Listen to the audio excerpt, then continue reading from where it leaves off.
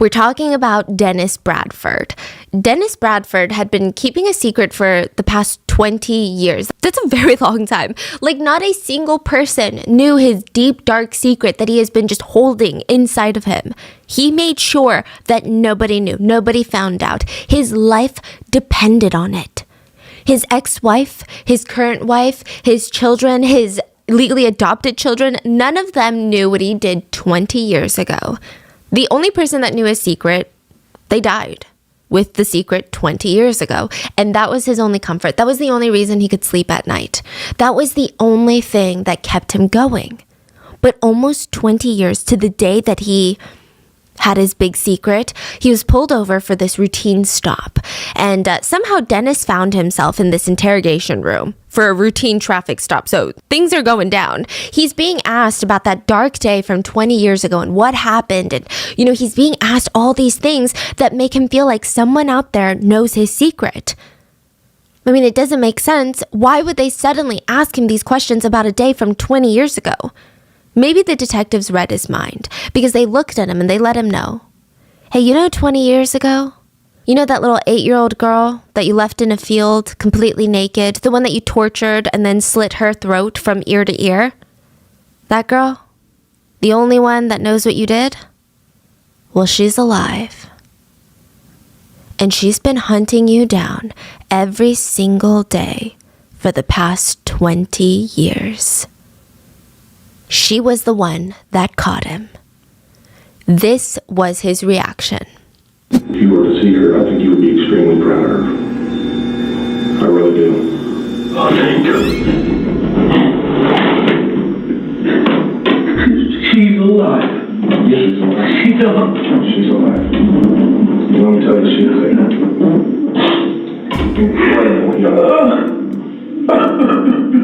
So let's talk about the incredible survivor story of Jennifer Schuett and Dennis Bradford's dark secrets, because he would have more than just this one secret that he's hiding. Now, as always, full show notes are available at rottenmangopodcast.com. But with that being said, let's get into the story. There were a group of kids that were gathered to play at the field. It was like the best type of field to play in. Do you remember playing in fields? No? Yes? You've never played in a field before? Okay. School field. Oh, no. This one's a bit different. Okay, so there is like a calculation on what the best type of field is. And when you're a kid, I used to love fields with long grass. What? I don't know. It's so much better than an empty flat field because you feel like you can hide better and it's just more of an adventure. You feel like you're in the jungle even though you're not. Serious? You're in like the suburbs. But I used to love like thin, kind of almost ticklish as you're running through it. It feels like an adventure. So that's what these girls are doing. They're probably between the ages of 6 and 10 years old. So, they're pretty young and they would all huddle around in a little center of the field and they decide who's it. They're like, you're it this time. You're going to be the one chasing all of us. And then all of them would just make a run for it. They would just web out into these different directions and just carelessly run through the field. They would turn their head back recklessly every so often just to see if that person is close to catching them. So they're screaming, shouting, giggling. They're not being quiet, but most importantly, they're being very, very carefree. They're kids. They're acting like kids. It's a beautiful thing. Now, one of the young girls was running so fast she could feel her hair just blowing in the wind and the grass was tickling her all through her sides. And she's looking back and she's laughing because she's getting ahead. And boom, she falls face first onto the ground. She had tripped on something. I guess due to the overgrown grass, she didn't see it earlier, but she turns to her left or her right to see what she tripped on. Maybe it's a giant tree branch, a discarded tire, who knows, a log. She looks down and sees that she had tripped on another girl.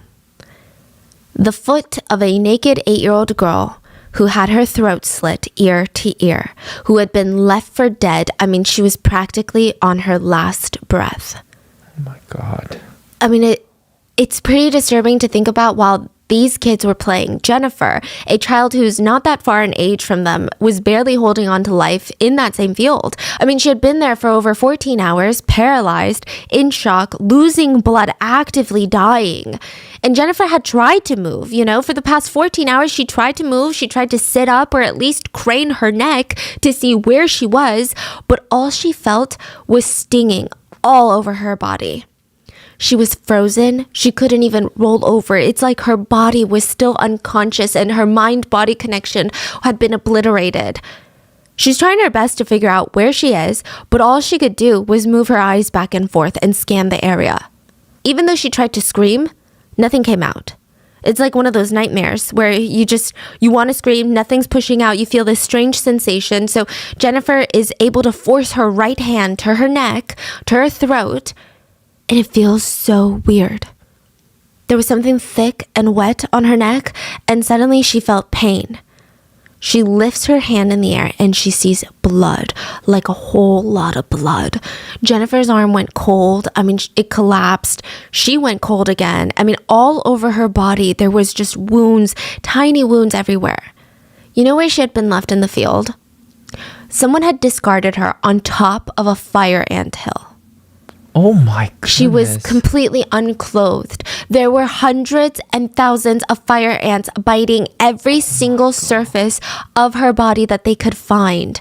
Jennifer had been tortured, assaulted, her throat had been slit, and left for dead on a fire ant hill.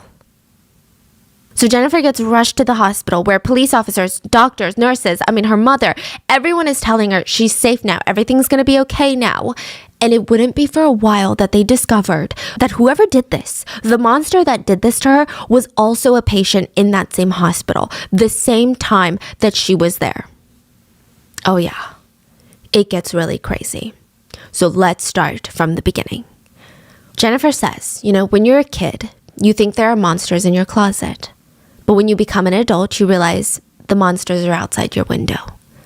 And I think most adults out there do everything they can to protect these innocent little children for as long as they can. But sometimes these monsters find a way, like no matter how much you try to keep them out, they find a way in. That's probably one of the scariest things about becoming a parent, just protecting your children from the scary world. So Elaine, Jennifer's mom, was very nervous when she found out she was pregnant.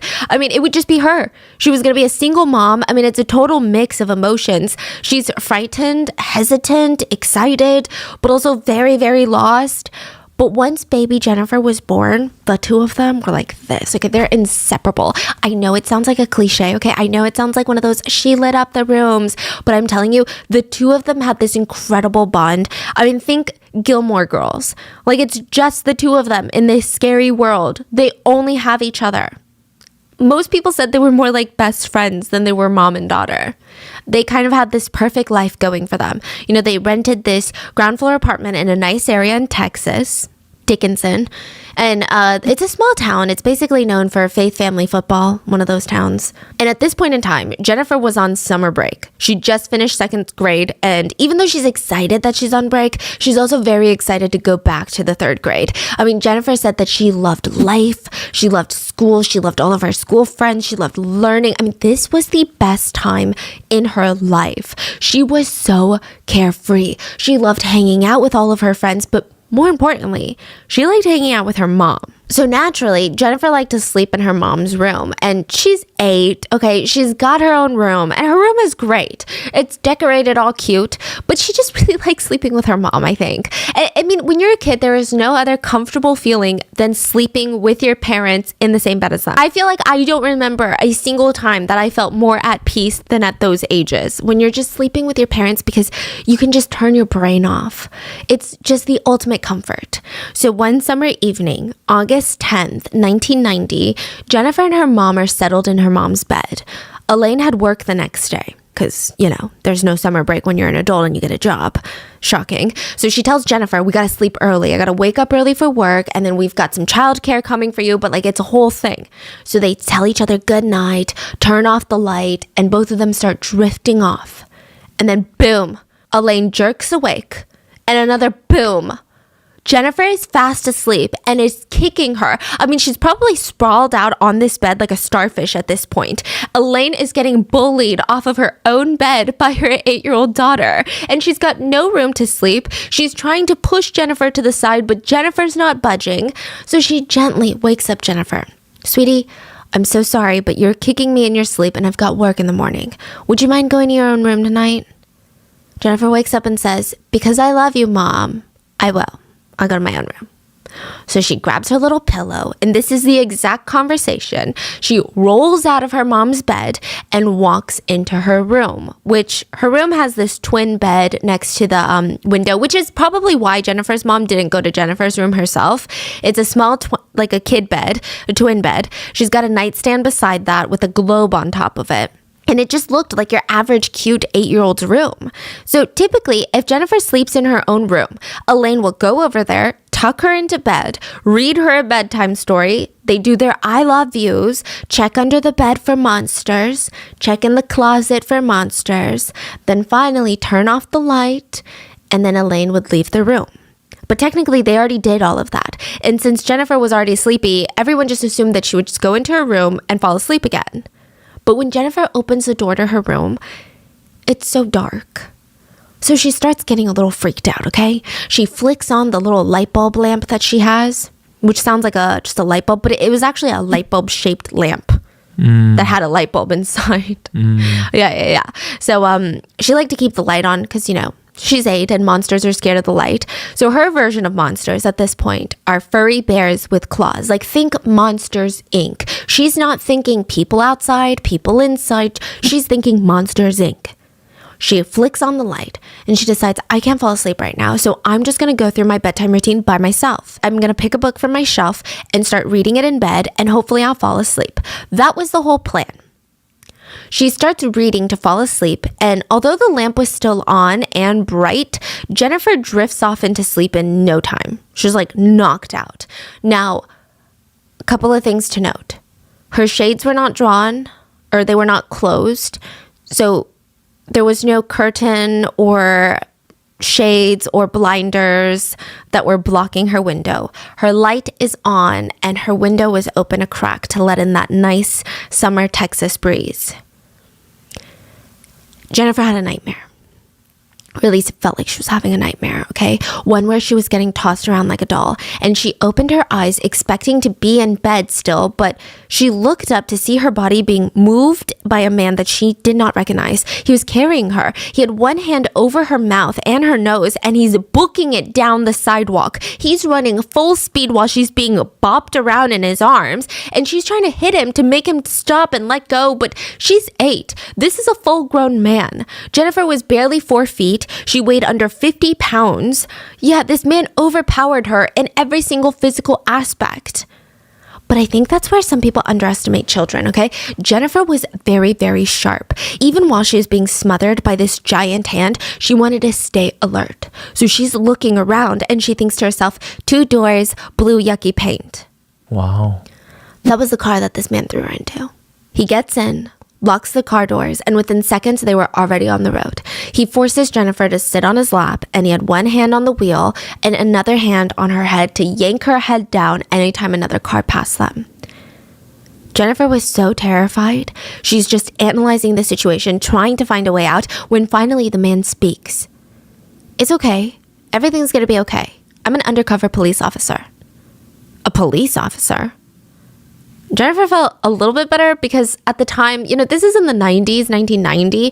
Most parents, most teachers tell their children, if you get lost and can't find your parents, what do? You find the police. I mean, there was ultimate trust in the police at the time. There was ultimate trust for the general public, for doctors, teachers. There was no concept of don't listen to these authority figures because they might not be good people. So Jennifer's confused. I mean, what is going on? I'm supposed to trust this guy. I want to believe him, but there is just something so off about him. He doesn't feel like a police officer. So she tells him, well, can I see your gun and badge then? I don't have my gun or badge with me right now. What?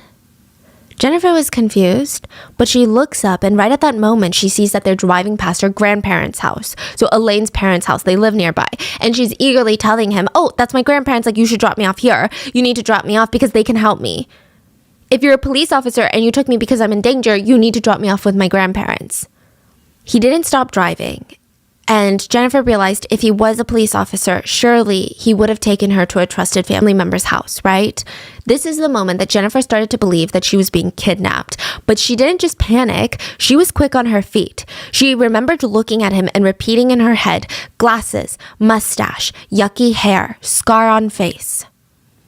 Suddenly, the car stops moving and Jennifer pops her head up and she sees that the stranger pulled into the parking lot of her elementary school. Did he know it was her school? Did he pull into the lot by chance? I don't know, but he tells her, and it's very strange. He tells her, look out the window at the moon. When the moon changes colors, your mom will meet us here to pick you up. Mind you, Jennifer has never seen the colors of the moon change before, so what is he even saying? She tries to stay hopeful, though, and she stares out the window, just waiting for the headlights to approach. But they never approach. I mean, it felt like an eternity that she's waiting for her mom. Later, it's suspected that he was using this time to psych himself up for what he was about to do next. He kept offering her to eat some candy, but Jennifer knew better. She's like, no way, absolutely not. A stranger giving me candy? Nope. And she starts trying to think of a way out because it was clear to her that there's no headlights coming. Her mom's not coming. This man's not a police officer. And even if he was, that would have been scarier. She realized she was in extreme, serious danger. He starts driving the car again, and he goes down this gravel road while he tells her, well, your mom's not coming. Jennifer's trying to self-soothe because while this is happening, she has no idea what's going on. She doesn't even know what this man would want with an 8-year-old little girl. She tries not to panic, and she makes it her mission to just remember everything. She remembers seeing cigarettes, Marlboros, the red and gold ones, empty beer cans, bottles. She remembers all of this. And then finally, the car turns off, and the man pulls her out into this overgrown field with tall grass. He lunges for her throat and holds a knife up to it. Am I scaring you, little girl? Am I scaring you? She said he dropped the knife and started choking her over and over and over again. She was completely blacked out, and when she came to, he would choke her again and she would black out, and it felt like he was trying to kill her. It didn't even feel like he was just trying to strangle her, but he was full on trying to snap her neck. That's how she felt. She lost consciousness again, and during these times we later find out that she was brutally assaulted. And the next thing that she felt was her body being dragged through the field by her ankles. She was barely able to stay awake at this point, let alone even fight back or even move or talk. She felt him drop her legs and walk off. He had already slit her throat at this point. His car door slammed and he drove off, just leaving her in the field for dead. Any time that she woke up and tried to figure out what the hell was going on, she would fade out into unconsciousness again. She said, I would come in and out of consciousness, and every time I would come to, I would just be in disbelief that I hadn't died yet. Now, before she knew it, the sun was rising, and it's the next day already. Jennifer could feel all of these little stings and nips all over her little body, and she felt these things crawling and biting her, and she tries screaming for help. But that's when she discovers that big gaping wound, basically a hole in her neck. Her hand was covered in blood. Anytime she tried to hold her neck together, whether from shock or pain or from loss of blood, she would just drift back into darkness. This kept happening all day long. So that's what she was doing all night long, into the morning, then all day long, until early evening rolls around. And this time, she could hear passing cars on the road. She tried to turn her head to see if she could make out these cars, but all she saw was them driving past in the distance. She can't move, she can't scream. And at this point, she said she just felt exhausted. Just tired. She felt like she had been fighting for so long. It had been at least 14 hours since the man dragged her into the field, completely naked on top of a fire ant hill, beaten, bitten, and her neck slit. I mean, she just wanted rest. Jennifer said she felt this kind of peace in this moment, like a wave of peace. She wasn't afraid anymore. She didn't care about the cars that were driving past anymore. She didn't care to try and move or scream. She didn't even care that there was nearby voices in the field. She just felt very peaceful. At just 8 years old, Jennifer was dying. And she closed her eyes one last time, thinking it would surely be the last time. I imagine she thought about her mom or her friends from school, or I don't know. But speaking of her friends from school, it felt like she could hear them right now. Or at least she could hear people right now, like young little kids playing in the field. And those voices started coming closer and closer to Jennifer. And she could make out the sound of a young girl giggling and running through the field, laughing with her friends. These weren't Jennifer's friends, but they were all very close in age. That little girl ran, giggling, not a care in the world, until she tripped over Jennifer's limp foot. Wow, that is crazy. Jennifer remembers the girl's little voice turning into multiple voices that become louder and louder, and it felt like there was a whole commotion over her. She tried to wake up, and all she could see was a police officer, which was probably traumatizing. But this one was in uniform, and they told her, "You've been found. You're going to be okay. Stay with us. Just please stay with us." Sharon McBride is a pediatric ICU nurse. She clocked in for her night shift and she starts reviewing her patient's charts, and her heart drops. She was assigned to a room with an 8-year-old girl, which is the same age as her own daughter, which is always hard for Sharon. But the alarming part about this was that there was a police escort stationed in front of this 8-year-old girl's room. That could only mean two things when police and pediatrics are involved. It's either child abuse or juvenile offender. Sharon asks around and she gets filled in on what happened and decides it is her mission for however long it takes to make sure that Jennifer heals and gets out of this hospital stronger than before. The doctors and nurses informed Sharon that Jennifer was airlifted to the hospital via a helicopter, and everyone thought that she was going to die. Her chance of survival was slim to none, practically non-existent. Her skin was completely pale, drained of all color and blood. Her body was covered in ant bites. I mean, every single surface area of her body was bitten by fire ants. She had contusions that indicated that she had been beaten. And of course, doctors speculated SA because she was found unclothed in a field with intense scratches on her back. Jennifer was in and out of consciousness, and the only part of her body that she could control at the time were her eyes. She couldn't move. She couldn't speak. She has these piercing blue eyes that are beautiful, and she's staring at the doctors. She's so scared. I mean, the whites of her eyes were bloodshot to the point of being a thick, opaque color. So think just red and blue in her eye. And this is so heart-wrenching. But the doctors noticed that anytime a male doctor or a male nurse or any male staffer would come anywhere near, her eyes would widen and panic, reaffirming their belief that something horrendous had happened before she was left for dead. Her mom wasn't allowed in the room because they're performing life-saving treatments and they can't risk a parent intervening. So they need to focus all their attention on saving Jennifer. The hospital decides female doctors and nurses would be taking the lead when Jennifer is conscious, and they would be reassuring her that she was safe and nobody was going to hurt her. She's rushed into the OR and Jennifer was put to sleep once more, and they called this ENT specialist. So ENT, eyes, nose, throat, right? Or ears, nose, throat. And because Jennifer's trachea had been slashed in half. That's why she couldn't scream. I mean, it was a genuine miracle that this laceration on her neck missed all of the major blood vessels. If the knife had gone any deeper or had cut any wider, it would have resulted in practically instant death in that field because all the vital blood vessels in that neck, she would have bled out instantly. Wow. Yeah, the doctors work to ensure her airway is intact and that the bleeding has stopped. But it's not a day to celebrate. Like, it's not a good day. Every single medical professional in that OR knew that Jennifer would never be able to speak again. The trauma to her throat was so extensive, it slashed her voice box. Her vocal cords were slashed in half. There was just no way. So being caught up to speed, Sharon was adamant that she was going to do whatever it takes to make sure that Jennifer feels safe. Nurse Sharon. She's not going to allow anyone to re-traumatize this young girl. Sharon would slip into the room and watch Jennifer even when she slept. And she just could feel all these tears threatening to come out because all she can think about is her daughter at home. Like, who is doing this to someone this young? Sharon was a seasoned nurse, though. Whenever she was scared or emotional, she never let it show. She said standing there looking at Jennifer, the fact that this little 8-year-old girl had suffered something like this, horrendous trauma, my heart aches for her. What on earth was her life going to be like now? How was this going to affect the rest of her life? So no matter what Jennifer was doing, Sharon was always in her room. Even if she was sleeping, even if she was eating, Sharon literally never left her side. Jennifer's mom was also allowed to be there now, and she was beside herself with grief and anger. She had woken up the next morning to get ready for work. She slowly opened Jennifer's door, expecting her to still be fast asleep. But instead, her bed was empty, Jennifer was nowhere to be seen, and the window was wide open.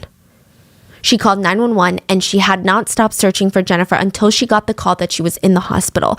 And now, just like Nurse Sharon, she's not going to leave Jennifer's side. Sharon quickly becomes one of the first few people that Jennifer trusted. So Jennifer later said that she was very difficult to deal with in the hospital. She said, I had a lot of male doctors. I was scared of men now. And side note, the man who assaulted her told her he was a police officer, and she said, I learned in school that police were good.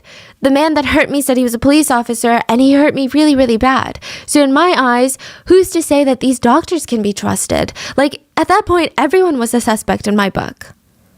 At one point, she even kicked one of the male doctors in the stomachs to get him away from her. And she was just in this constant state of fear and panic in the hospital, which is not good for your recovery. Now, just to clarify, in case I forgot to mention, Jennifer was able to move now after her operation. She was actually never paralyzed in a sense. It was just fear, pain, and trauma that prevented her from moving because her body went into ultimate survival mode. So she's kicking these male doctors, which a lot of them were not offended. They just felt like it was good. It's improvement in her situation. It's her recovering. She's got strength. She's a fighter. Even just looking into the mirror, though, was traumatic for Jennifer. One of her uncles brought her this Tinkerbell makeup set as a gift while she was in the hospital, and that's how she saw herself for the first time. She saw blood vessels were bursting in the whites of her eyes, and she just said she felt so ugly. That little girl that she saw in the mirror, she's like, I don't know who that girl is. That's not me. I mean, it must have been so alienating and disorienting for her. Her reflection was a literal stranger. So Jennifer's mom and Nurse Sharon, they would be pivotal in catching whoever did this to Jennifer. This is in Dickinson, Texas. Like I said, very, very small community. The police are like, we need to catch who did this to Jennifer before everybody starts freaking the fork out. And we don't have much to go off of. So right now, we've got Jennifer's pajamas that were found in the field. We've got a blue men's t-shirt and a pair of men's underwear that was also discarded nearby in the field where Jennifer was found. But at this point in time, I know you're looking at me like, that's amazing, that's all you need. In this point in time, DNA evidence was not specific enough to ID a suspect with such a small sample. DNA back then, you would need a blood sample. You would need a genuine sample. So these things, they would be kept in evidence, but there's nothing that can be tested that could tell them anything. So it's pertinent to the police that they catch whoever did this because there is a danger out there to children. The police also had no leads, no potential suspects, no witnesses. The only thing the police had was Jennifer, and there was a lot of concern about talking to Jennifer about what had happened to her. First of all, she's 8, and this could easily re-traumatize her. Second of all, adults alone have a very hard time remembering details, especially after traumatic events. How could they expect an 8-year-old to remember? And third, she was very, very scared of people right now, especially men. And this is a small town in Texas. Majority of the police force were men. And fourth, she couldn't speak or make noise, so she could just blink or once or twice to say yes or no, and she could either write on a sketch pad. But Jennifer, yes, she's smarter than I would ever be, even at just 8 years old, but she does have the reading comprehension and the writing skills of a second grader, which is to be expected. So they come up with this system where the police would ask Jennifer's mom and Nurse Sharon all these questions that they want Jennifer to answer. They would go in with a sketch pad and Jennifer would write down her answers. Her ability to recall traumatic memories and the fact that she was so observant is out of this world. I mean, these would all lead to be key circumstantial evidence later that would help with the arrest. 8-year-old Jennifer Schuett not only survived her abduction, but she remembered almost every single detail about the man who climbed into her bedroom window and kidnapped her. And her notes would forever be known as Jennifer's notes. She wrote in detail about what she wore that night, that she was asleep when she was grabbed, that he told her to shut up, that he was white, he had glasses, brown hair, totally green tattoos, black mustache, in his 30s maybe. She even drew a little sketch to show where the scars on his face were, and at the very last page she wrote, he said his name was Dennis. Wow. So during this process, Sharon, the nurse who was pivotal in helping Jennifer open up about these details, she was so impressed by Jennifer's memory, but also so devastated. She would say, "Thank you, Jennifer. That's really good. You did good." And then she would excuse herself, rush out of the room, down the hallway, into a break room. And when she was finally alone, she would lose it. I mean, she would just break down. After Jennifer's notes were completed, the authorities even brought in a female forensic artist. So she's like a composite sketch artist who's going to talk to Jennifer and start drawing the attacker. This was Jennifer's 4th day at the hospital. She's heavily medicated, in excruciating pain, reliving her trauma, but nevertheless, within an hour, they have their composite sketch of the suspect. It showed a man with dark hair, dark eyes, dark eyebrows, and a mustache and stubble all over his chin. He also had a scar on his face. They turn it into the police, and I think this is when Jennifer focuses all of her energy on just recovery now. Now, remember how the first responders said that there's no way she's going to survive? Well, she did. And remember how they said that she would never talk again? Well, she did. What? In the hospital, it all started with this tiny little noise, like a soft noise. And everyone just went quiet. Because they're like, is that coming from Jennifer? Slowly but surely, she started to talk. She had to relearn inflection and speech patterns, but all of it returned. I mean, her voice, her octaves, inflection, tone, all of it was restored. She was proof that the impossible was possible. Jennifer now jokes as an adult, and I haven't shut up since. Okay. But even though she's defying all these odds, okay, it's still very scary for her to go back to the normal world because her attacker is still out there somewhere. What if he comes back to finish the job? What if he comes back to make sure that she will never be able to talk about it again? Nobody would have blamed Jennifer if she wanted to move, if she never wanted to leave the house again, if she wanted to switch schools, move states. But she started 3rd grade at the same time all of her classmates did. Wow. Yeah. So she went straight back from summer break to school. And they didn't move? I think they moved apartments, but not towns. Wow. So Jennifer got closer and closer to how her life was, but the police are getting further and further from catching the attacker. Days turned into weeks, and you know how it goes. It was a cold case. Jennifer's an adult. She's no longer that 8-year-old girl. Which, side note, I know I'm making it out to be like, oh, Jennifer is so strong, which she is. Oh my gosh, she's so strong. But she also went through a lot. Like, this was not an easy road where she's like, okay, guys, I'm just going to go back to school now and be fine. She remembers being a child. She would lock herself into the bathroom for hours and just stare at the, quote, ugly long red scar on her neck. She felt like she did something to deserve this attack. She couldn't participate in PE classes anymore because of her airways. So she would have to go to the nurse's office, and she would sit there while the rest of her friends played. She was scared of parking lots, of windows, of going to sleep, of the dark. She had anxiety, panic attacks, PTSD. Most nights, she would just sit up for hours at night just trying to calm herself to sleep. This is what an 8-year-old is going through while the case goes cold. The only news that she would hear periodically was that her case was being reassigned to a different officer. This is very bureaucratic. It's like a new officer comes in and they're like, oh, well, you get this case, and nothing really happens. And it's a pretty shitty and scary feeling knowing that the person who did this is still out there. But Jennifer, she's trying to move on. She starts working at a public library during college years. She had a really strong maternal instinct. Her title, everyone nicknamed her the children's librarian. Kids just gravitated towards her. They loved her. And she just wanted to have kids one day. That was her dream, to be a mom. So she falls in love with this man, Jonathan Martinez.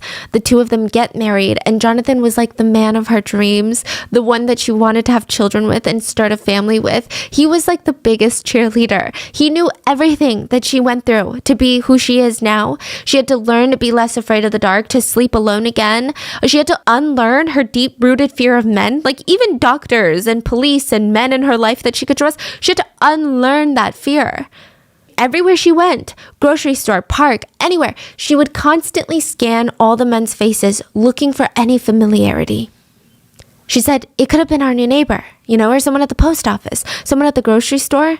I never knew. Is he watching us? Is he going to come back and finish me off? I never knew. This is what she would have to go through every day for the rest of her life. But Jonathan was helping her through it. Even when she was diagnosed with hydrosalpinx, I think. At just 25 years old, he was right there with her. So if you're wondering what that is, it's a condition where your fallopian tubes are blocked and they're filled with fluid. She was told by her doctors that it was due to complications as a result of the SA when she was 8. And because they're blocked and filled with fluid, she may never be able to conceive any children. The doctors told her, even with corrective surgery, your chances of becoming a mother naturally are slim to none. So this devastation just starts hitting again. Like, she's finally moving on from everything that's happened, and boom, her life goal, her life dream to have a family has been shattered. Devastation doesn't even begin to describe how Jennifer felt. The man who did this to her is walking free, and she is dealing with the consequences that he forced upon her. An infertility diagnosis alone is very, very traumatic for a lot of people. It's life-altering emotional news. But the fact that Jennifer's infertility was directly caused by the fact that she was SA'd at 8 years old, I can't even imagine the sheer amount of rage and anger I would have felt. Like, I don't even think I would be able to function from the hatred I would have for the world and for life. So while she's in the thick of these emotions from this diagnosis, she gets a phone call from a man named Tim Cromie. Tim Cromie was the new detective that was in charge of her case. It had been 18 years since her attack. 18 years. I mean, she's all grown up now, and here was another officer taking a look at her case. There had been so many before him that took a look at her case, and what? Nothing happened. I mean, it was more painful to even convince herself that this one's going to be different. But there was something about Detective Cromie. He called Jennifer personally to let her know that he was taking over and he wanted to meet with her in person. It was the first time she was requested to talk to a police officer about her case. They met for the first time at the police station, and honestly, Jennifer was frustrated, she was upset, and she let it out. She thought to herself, here we are 18 years later, like, what is this guy gonna do? She met with him, and she just starts bawling. She's breaking down, and she's saying, it's not even about me anymore, okay? It's not even about what happened to me, because what's happened has happened, but that man could still be out there hurting kids. Like, you don't even know how many kids he could have hurt since he hurt me. It's been 18 years. I mean, it's likely I'm not the last or the only one. Detective Cromie sat and listened, and when he finally spoke, he said, Jennifer, I will do whatever I can in my power till the end of my career to get you the answers that you need for this case. Jennifer said, that simple sentence changed my life. For the first time since what happened, Jennifer had hoped that she might get justice. She told Detective Cromie, I want a trial. I want to help, and I want a trial. I want to face this guy in court. She said, I want to be able to face the person that wanted to silence me and show them that I came out victorious. So she puts her trust in Detective Cromie, and he did not take that lightly, okay? He felt like he owed her answers. Now, it's 2009, 19 years since the attack, which in police investigations, we know that time is the enemy. Like, they barely have anything to go off of. Detective Cromie reaches out to the FBI to help with the investigation, and in 2009, this was the year for a lot of new tech. DNA testing had grown significantly. So the police sent the clothes off to Quantico for them to be tested for any sort of DNA that they could find. Now, side note, the police knew that there would be a long line for DNA testing done at Quantico. And their crime took place 19 years ago, so this case is not going to be a priority. But they had no idea how long it was going to take, truly. So DNA testing, it's a very lengthy process. It's not like this easy. I just put it in a machine and a computer screen pops up and it says, hey, we've got this DNA in our system. It takes a lot of people. The machines are not fast and quick, especially in 2009. To get results turned over is not easy. And not every police station or law enforcement agency has these machines. So most of them get sent to the FBI. So they've got every single DNA evidence from all these states coming in. They have to prioritize it. What's urgent? Who's in immediate danger? What needs to be solved today versus a case happened 19 years ago? It took a year. It took a year for them to get it back. Detective Cromie got a call at 2:30 in the morning. They had a match. Whoever did this was already in the system. So, who was it? A man named Dennis. Remember that name? Oh my God, that's crazy. Dennis Earl Bradford. The detectives went back to Jennifer's notes and they saw the name was Dennis. They said it was monumental that this girl was that accurate.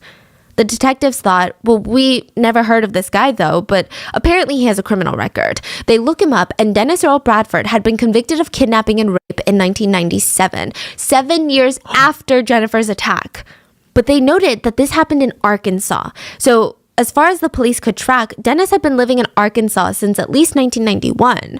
So they called the driver's license bureau in Texas and they tried to figure out, okay, well, he was in 1991, he was in Arkansas. Maybe he was in Texas before then. So let's figure out if he was a resident of Texas before we hunt this guy down in Arkansas, because then we got to get multiple agencies involved, right?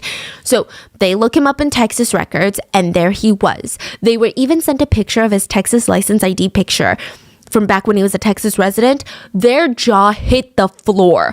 Remember the composite sketch? They said this was the most accurate composite sketch they had ever seen in their entire careers.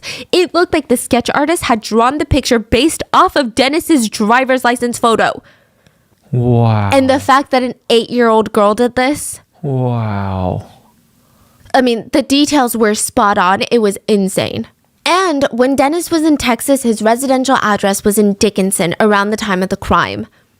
Dickinson. In fact, from Jennifer's apartment window, you could probably see his residence. He only lived a few blocks away. So let's get this Dennis guy, okay? Who even is he? Let's backtrack a little and dig into who this guy is. And there's not much on his childhood out there, but he would have been 20 when he attacked Jennifer. Soon after, he moved from Texas to Arkansas. And we know that he got married at 21 years old to an 18-year-old Lisa. And they had 2 kids together, but the marriage would disintegrate. He was a bit of a binge drinker. It seemed like everyone saw Dennis's life and it was just falling apart. Dennis was not very good person. He was not a good person. Yeah, what can I say? Even though they didn't even know his secrets, just wasn't a good person. They get divorced, and in 1996, he's at a local bar when he spots a girl across from the bar and offers to buy her a drink. She politely declines, but he keeps asking for all these things. Just one drink. Just play around a pool with me. Let's do this. Let's do that. She finally just agrees to get him off of her back. And he proceeds to buy her drink after drink after drink throughout their whole pool game, their game of pool. And once they were finished, he offers her a ride home. She accepts it, but in his car, he's like, can we take the long way, the scenic route? There's a couple of songs that I want you to listen to, and I want to show you some property nearby. She didn't really want to, but she couldn't control him. He just starts driving down the back road. He stops the car, and without even hesitating, he begins choking and punching the woman. She starts losing consciousness. He drags her out of the car. When she woke up, she was naked. Her clothes were scattered in a field. Dennis told her not to move. He ran back to his car, came back with a knife, put the knife to her neck, and raped her, assaulted her. Which, side note, his MO is so similar to the attack on Jennifer in 1990. It's hard to imagine that this was his second time. I suspect that there were other victims, and the fact that this victim said that he never hesitated, whereas with Jennifer it seemed like he was hesitating, is that him getting more and more comfortable with his crimes the more he commits them? Fortunately, he did not slit this woman's throat. She was able to flee and alert the police. He was arrested and charged with attempted first-degree murder. Now, for some strange reason, the charges were later reduced to kidnapping and rape. Now, side note, this is infuriating, but the jury, they were deadlocked on the sexual assault charge. How do you get deadlocked on that? How are you deadlocked when this man put his knife to her throat and then assaulted her? Like, how do you convict him of kidnapping, but then you're somehow confused? You're like, well, we don't know if he's that bad. I mean, what is there to be confused about? He was sentenced to 12 years and ordered to provide a DNA sample for the database. Arkansas correction records showed that he served less than 3 years in prison before he was released. He was paroled February of 2000. He was arrested the next year for drinking and driving. And in 2004, Dennis remarried a woman named Elizabeth. She had 3 children before marrying Dennis, and he legally adopted them, legally becoming their stepfather. Which scares me because, I mean, think about it. He's a father and a stepfather. Creepy.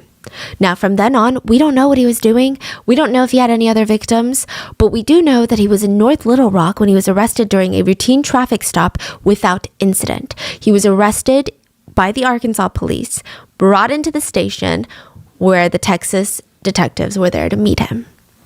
He was held without bail on the attempted murder charge. When Jennifer got that call that he was arrested, she said, "It was the most surreal moment of my life. It meant everything to me." When she went to the press conference a little bit after the initial arrest, she remembers how Detective Gromey and Agent Renison from the FBI came into the room and hugged me, and they whispered in my ear, "We told you we'd get him." And at that time, that was the single most amazing moment of my life. But they still had work to do. Even though the case testimony and evidence is already incredibly accurate, Detective Gromey still had to prove beyond a reasonable doubt that Dennis was responsible for the attack. And since 19 years had passed, it's going to be harder to do. So after Dennis was booked, he was interviewed about Jennifer's case from 19 years ago. Now, side note, because Jennifer was a minor when this happened and it was an ongoing investigation, the information in case files were not publicized. Okay. So that means the last time Dennis saw Jennifer was when he dumped her body in the field 19 years ago. He believed wholeheartedly that she was dead because that was his intention. He left her for dead on top of an ant pile. He firmly believed he killed that 8-year-old little girl. He had no reason to believe otherwise.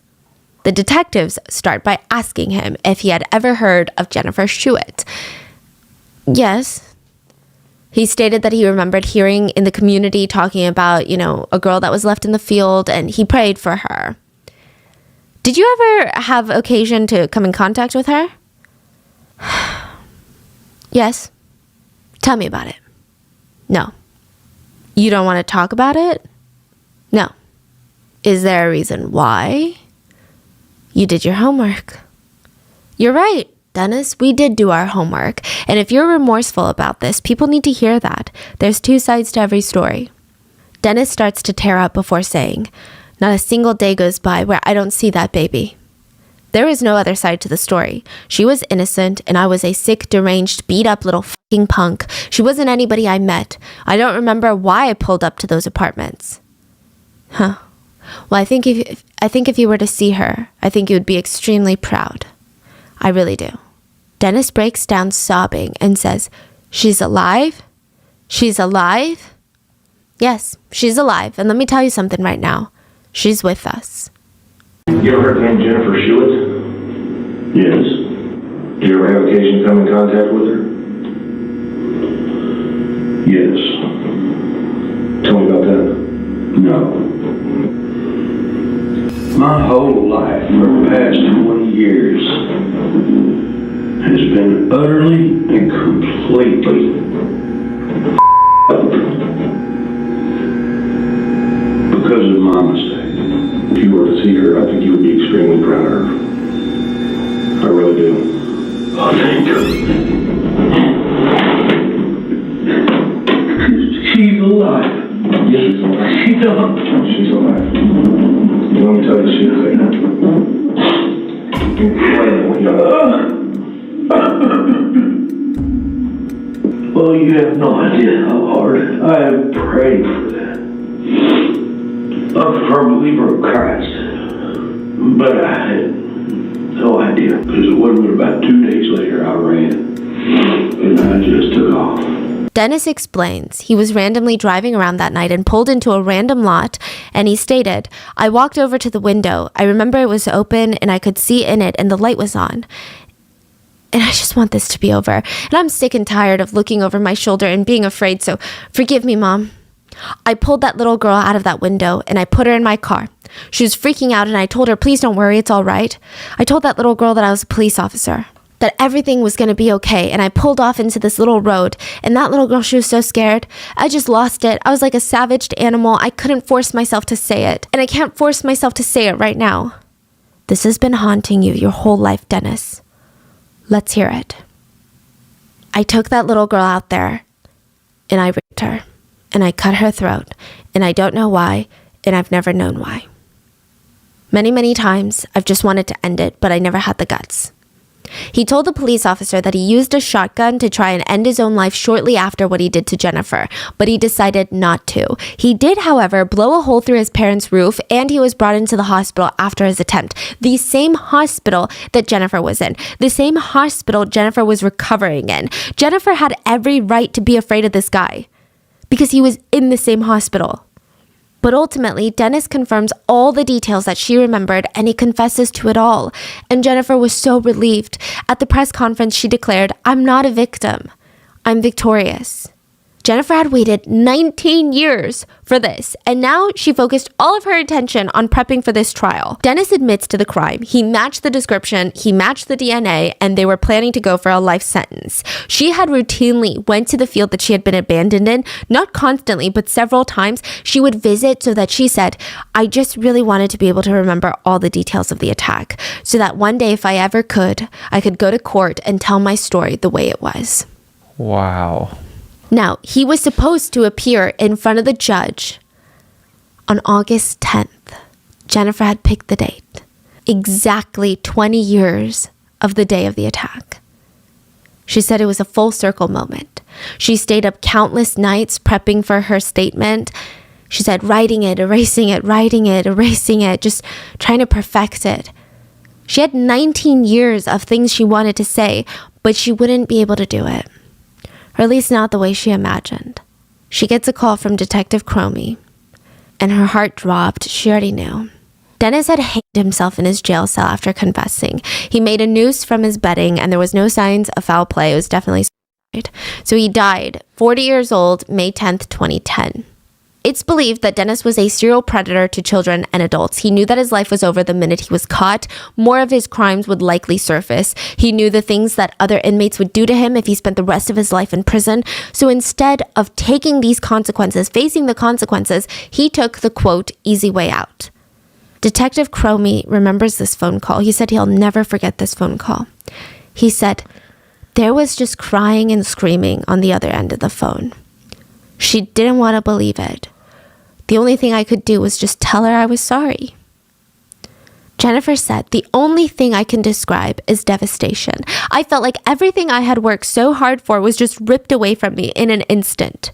And now that Dennis was deceased, his case was immediately dropped, and Jennifer felt like she could go to his grave. She had to.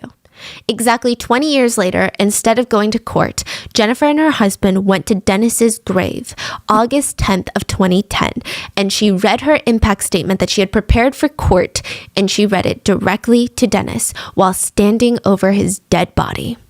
She read, "Dennis Bradford, I waited 19 years, 2 months, and 3 days to find out your last name, and for you to be caught. You chose the wrong little 45-pound 8-year-old girl to try and murder because for 19 years, I've thought about you every single day. And I've helped searching for you.